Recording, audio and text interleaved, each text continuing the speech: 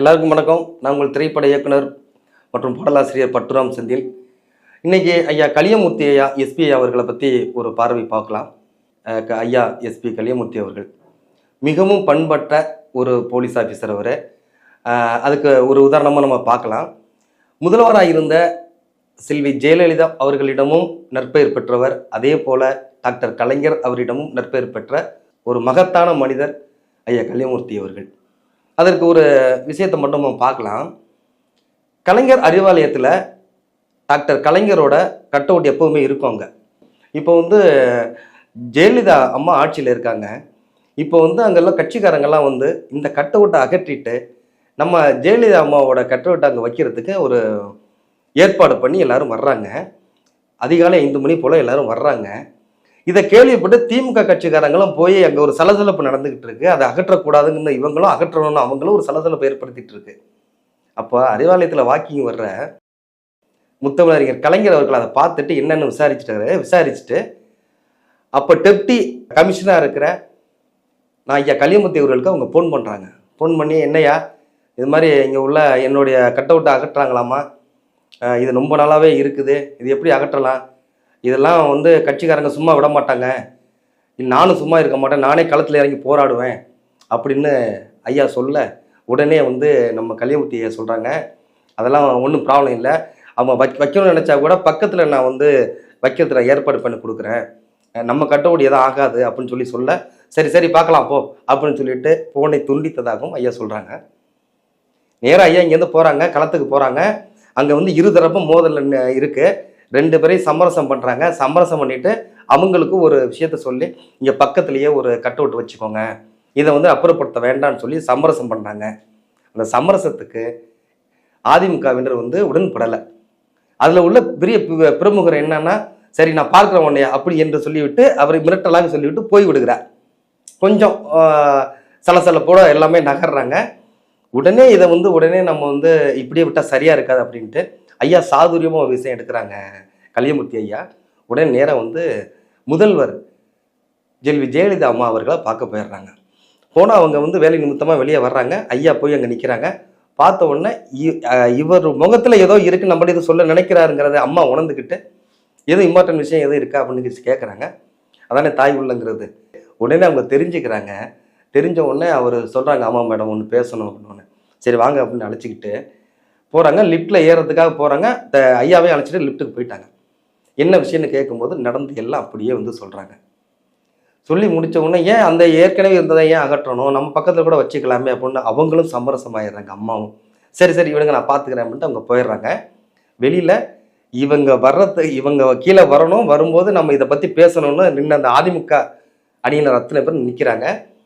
அந்த நபரும் முக்கியமான நபரும் நிற்கிறார். விஷயத்தை கேள்விப்பட்டு இது மாதிரி நடந்ததை ஐயா சொன்னதுனால, ஏன் பக்கத்தில் வைக்கலாம்னு சொல்லி அவங்களை கடுமையாக சாடி அவரை பதவியில் இருந்தும் நீக்கினார் அம்மா. ஒரு விஷயத்த 2 முதல்வர்கள், முன்னாள் முதல்வர் இன்னாள் முதல்வர் இருவருக்கும் ஒரு நிகழ்வு நடக்கிறது. அதை சாதுரியமாக எந்த பிரச்சனையும் இல்லாமல் சமாளித்து அதை சாதுரியமாக கையாள்வதில் கலியமூர்த்தி ஐயா மிகவும் கை தேர்ந்தவர்.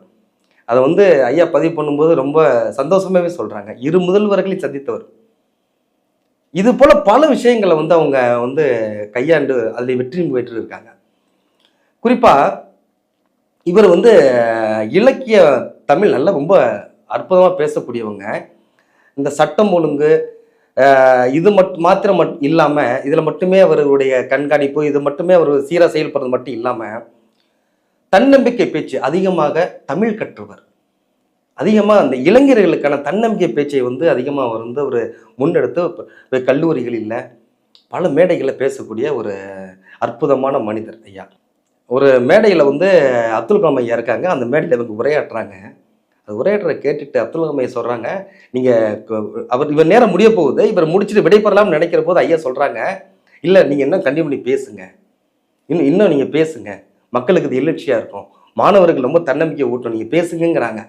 உடனே அவர் இன்னும் அதை தொடர்ந்து பேசுகிறாங்க. பேசி முடிச்சுட்டு வரும்போது ஐயா கை கொடுத்துட்டு சொல்லியிருக்காங்க, அப்துல் கலாம் ஐயா, நீங்கள் உங்கள் பணி நிறைவு அடைந்த பிறகும் நீங்கள் இதை தொடர வேண்டும், இதை இப்படியே நீங்கள் நிறுத்திடாதீங்க, உங்களுடைய தமிழ் உச்சரிப்பும் சரி, நீங்கள் சொல்லுகிற விஷயங்களும் சரி ரொம்ப ஆழ்ந்த கருத்துக்களாக இருக்குது, இந்த மக்களுக்கு ரொம்ப பயனாக இருக்கும்.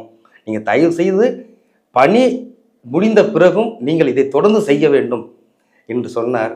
அதை அவர் நெகிழ்வோடு பல இடங்களில் வந்து ஐயா பதிவு பண்ணியிருக்காங்க. அவர் மாத்திரமல்ல, நல்லக்கண்ணு ஐயாவும் அதை ரசித்து கேட்டிருக்காங்க. அவங்களும் வாழ்த்திருக்காங்க. இன்னும் டாக்டர் கலைஞரே அவரை வாழ்த்திருக்கிறார் ஒரு தடவை. அது எப்படின்னா, ஒரு கான்ஃபரன்ஸ் மீட்டிங்கு, ஐஏஎஸ் ஐபிஎஸ் எல்லாம் வந்திருக்காங்க. ஐயா வந்து ஐபிஎஸ் கிடையாது, ஆனால் அந்த கேட்டகரியில் இருந்தாங்க. ஐயா வந்து சப் இன்ஸ்பெக்டராக தான் வேலை ஸ்டார்ட் பண்ணாங்க. கொஞ்சம் கொஞ்சம் பதவி உயர்வு பெற்று பெற்று எஸ்பி ஆனாங்க. இப்போ எஸ்பி கேட்டகரியில் அங்கே வந்து போய் உட்காந்துருக்காங்க. எல்லாரும் உட்காந்து கான்ஃபரன்ஸ் போயிட்டு எல்லாரும் பேசுகிறாங்க. பேசுகிற போது எல்லாம் ஆங்கிலத்தில் பேசுகிறார்கள். ஐயா மட்டும் தமிழ் உரையாற்றுகிறார். ஐயா கிட்டத்தட்ட 1 மணி நேரம் உரையாற்றுகிறார். உரையாற்றி முடிந்து எல்லாரும் நிறைவடைந்து வெளியேறுகிற போது தலைமைச் செயலர் சொல்லுகிறார், நல்லா தமிழ் உரையாற்றினீர்கள் என்று சொல்லுகிறார். அதற்கு கலைஞர் சொல்லுகிறார், நல்ல தமிழ் உரையாற்றுகிறார். நல்ல தமிழ் பேசுறீங்க அப்படின்னு அவர் சொல்றாரு, நல்ல தமிழில் பேசுகிறாருன்னு இவர் சொல்றாங்க. அந்த அந்த அந்த அந்த இதை புரிஞ்சுக்கணும். அதான் டாக்டர் கலைஞரே சொன்னார் என்று அவர் பெருமிதமாக சொன்னாங்க. உண்மையிலேயே கலைஞர் வாயிலிருந்து அப்படி ஒரு வார்த்தை ஆசீர்வாதம் வருவது பெரிய விஷயம் அல்லவா? அதெல்லாம் ஒரு உத்வேகமா ஐயாவுக்கு இருந்ததுனால தான் இன்னைக்கு பல நாடுகளில் போய் அவங்க பேசுறாங்க, பல நாடுகளில் அழைக்கிறாங்க. 25க்கும் மேற்பட்ட நாடுகளில் போய் உரையாற்றுறாங்க. அவ்வளவு கற்றுருக்காங்க. அதெல்லாம் மக்களுக்கு கொடுக்குறாங்க. ஒரு எவ்வளவு விஷயங்களை அவங்க வாழ்க்கையில் சந்திச்சிருப்பாங்க. தன்னுடைய அனுபவத்தையும் தமிழ் இலக்கியத்தையும் ஒன்றாக இணைத்து அதை சொல்லுகிற போது உண்மையிலே அவர் அந்த உரையாற்றுகிற 1 மணி நேரம் 2 மணி நேரமாக இருந்தாலும் சரி, அவ்வளோ அழகாக இருக்கும். நான் கேட்டுக்கிட்டே இருக்கலாம். அப்படிப்பட்ட மனிதர் ஐயா கலியமூர்த்தி அவர்கள். அவர்கள் தொடர்ந்து இப்படி செய்து கொண்டே இருக்க வேண்டும். இன்னும் அவரை பற்றி நம்ம பேசுவோம் நிறைய. நன்றி, வணக்கம்.